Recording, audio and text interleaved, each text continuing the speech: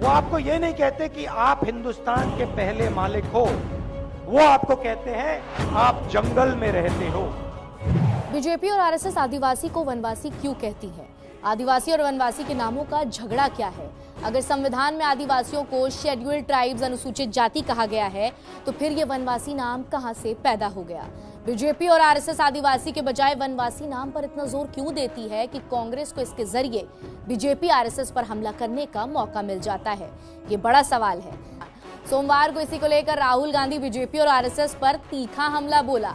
आदिवासी community को संबोधित करते हुए उन्होंने कहा कि आपको बीजेपी और आरएसएस वाले वनवासी कहते हैं।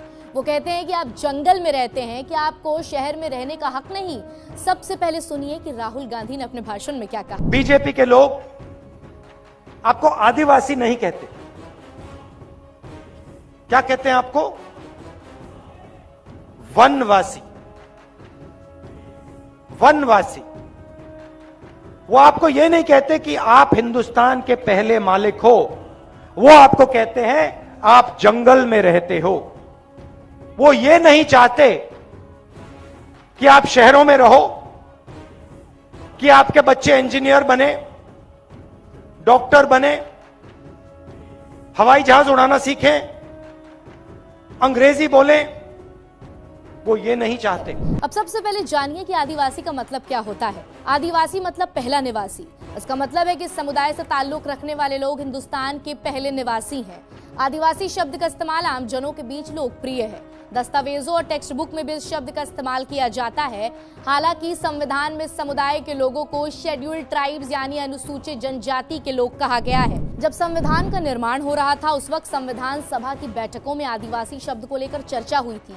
हॉकी प्लेयर जयपाल सिंह मुंडा ने आदिवासी शब्द को लेकर अपनी राय रखी थी। जयपाल सिंह मुंडा ने बाद में संविधान सभा में आदिवासी समुदाय का प्रतिनिधित्व किया था। उन्होंने आदिवासी शब्द के इस्तेमाल पर जोर दिया था। उन्होंने आपत्ति उठाते हुए कहा था कि ट्राइबल्स का हिंदी तर्जुमा बनजाति कैसे हो सकता है? ट्राइबल्स में सभी लोग जंगलों में रहते हैं, तो उन्हें वनवासी या बनजाति कैसे कहा जा सकता है? उन्होंने सलाह देते हुए कहा था कि शेड्यूल्ड ट्राइब्स का हिंदी तर्जुमा आदिवासी होना चाहिए। इस शब्द में गरिमा है। वनवासी शब्द गलत है, इसके असभ्य और बर्बर होने का संकेत मिलता है। बाद में शेड्यूल्ड ट्राइब्स का हिंदी तर्जुमा अनुसूचित जनजाति किया गया। अब सवाल है कि वनवासी का मतलब क्या होता है और ये शब्द कहां से आया? वनवासी का मतलब है वैसे लोग जो वन यानी जंगलों में रहते हैं। संघ परिवार आदिवासियों के लिए इसी शब्द का इस्तेमाल करती है। 1952 के आसपास ये शब्द ज्यादा प्रचलन में आया। संघ परिवार शुरुआत से ही आदिवासियों के बीच खूब काम कर रही है। खासकर उन्हें ईसाई मिशनरियों से बचाने के लिए उन्हें एक अलग पहचान दी गई, क्योंकि ये किसी जाति समूह में नहीं आते, इसलिए उन्हें अलग पहचान देने के लिए संघ परिवार ने इन्हें वनवासी कहना शुरू किया। आदिवासियों को हिंदू धर्म से दूर जाने से बचाने के लिए दूसरे सरसंचालक रमाकांत देशपांडे ने अखिल भारतीय वनवासी कल्याण आश्रम की स्थापना भी की थी। 26 दिसंबर 1952 को छत्तीसगढ़ के जसपुर में इसकी स्थापना हुई। इसका मकसद था आदिवासियों को हिंदू धर्म में बनाए रखना और उनकी अलग पहचान और संस्कृति को संजो कर रखना। वनवासी शब्द को लेकर संघ परिवार की एक अलग राय है। उनका मानना है कि आदिवासी का मतलब होता है वास्तविक या पहला निवासी। तो क्या बाकी समुदाय के लोग हिंदुस्तान के वास्तविक या पहले निवासी नहीं हैं?